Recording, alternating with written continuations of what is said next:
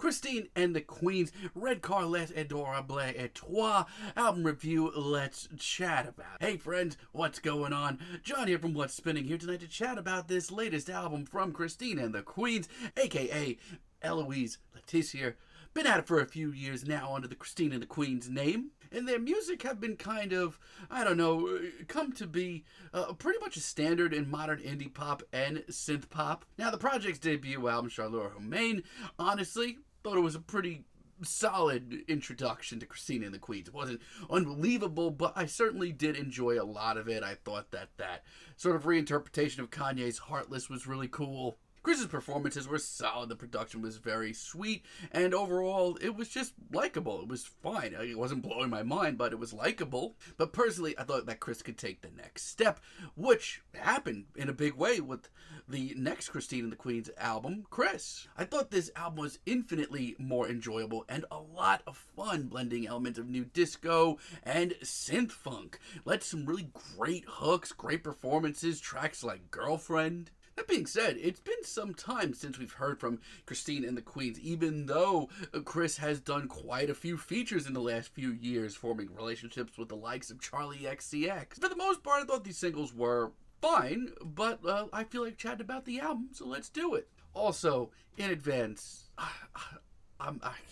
my French, these song titles, I'm sorry, but it's going to be a rough ride in that department. This album starts off with Ma Bien Aimée Bye Bye, and honestly, right off the bat, I think it's actually pretty cool. I love the dreamy but really bulky atmosphere that we get here. It's actually a pretty unique sound to Christine and the Queens, much more than I thought that we would get here. It's got some tight drums. As far as the vocals go, Chris is on another level right now. It also has the sleek fun of the last Christine and the Queens album, which makes me happy. As far as an intro goes, I think this is actually pretty interesting. La Chanson des Chevalier, still really good. Watch that. La Chanson des Chevalier, also really great. This one has a sluggish, almost industrial groove to it. Did not expect that. This one has a sluggish, almost industrial beat, which I did not expect to hear. Christine and the Queens, they break out a whole lot of tricks here that I did not expect. And this track in general is something that I haven't heard from Chris, and that alone is interesting. Once again, Chris's vocals in the midst of this very airy, very dreary instrumental is something really cool.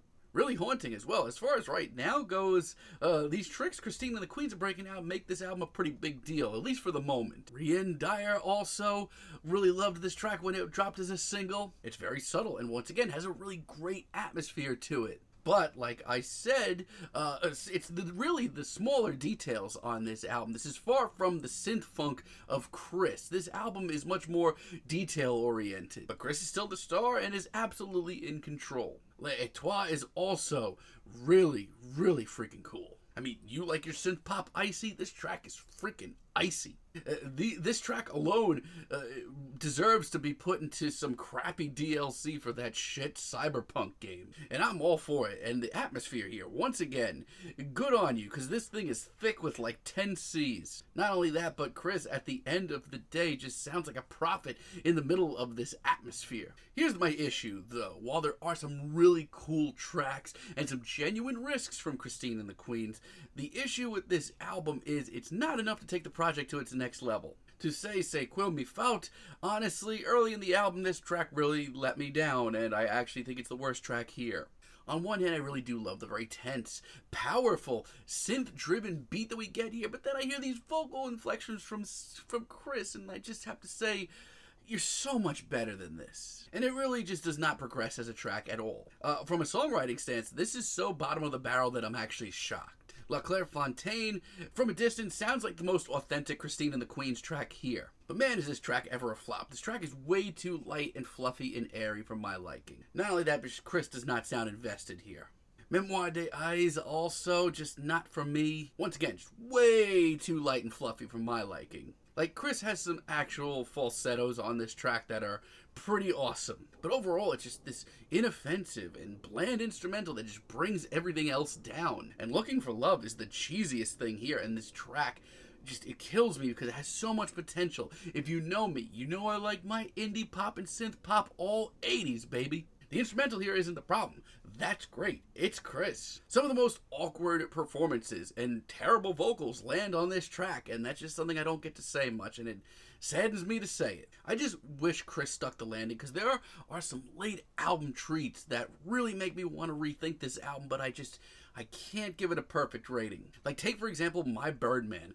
Where is this track coming from? This is a dreamy, dreary, trip-hop influenced track that may be the coolest thing here. It's got this really passionate vocal performance and just this mysterious aesthetic. Where is this coming from? I wish we got more of it. This is the kind of risk that I needed to really seal the deal on this album. And that leads me to Combien de temps. Honestly, where are the rest of these risks? This track is biggest shocker here. This is a sleek, groovy, gritty track that is just so cinematic. Moody too, the layers of Chris's vocals that we get. What a great idea. Like, I want to go on and on, but I'm still like in a trance from this track. This is easily the biggest risk and the biggest experiment here. Dare I say, in the whole in Christine and the Queen's discography, so much so that it totally justifies an 8.5 minute runtime, and it is good. And J'étais fois in fin, despite having this weird lo-fi production, it's actually another pretty cool risk. It's got this weird industrial sound to it that I did not expect to hear on this album once again. But it's sleek, it's cool, it's really hypnotic and very tense, and just a really cool risk again. I just really wish Christine and the Queen stuck the landing, because there's a lot of potential here. Because then I hear tracks like Angelus, and honestly, come on. This is infuriating, just really agitating, and needlessly heady and off-kilter. The wonky synths in the background are doing nobody any favors. And on top of that, Chris just sounds completely lost in this mishmash of sounds. And Leam's Amante,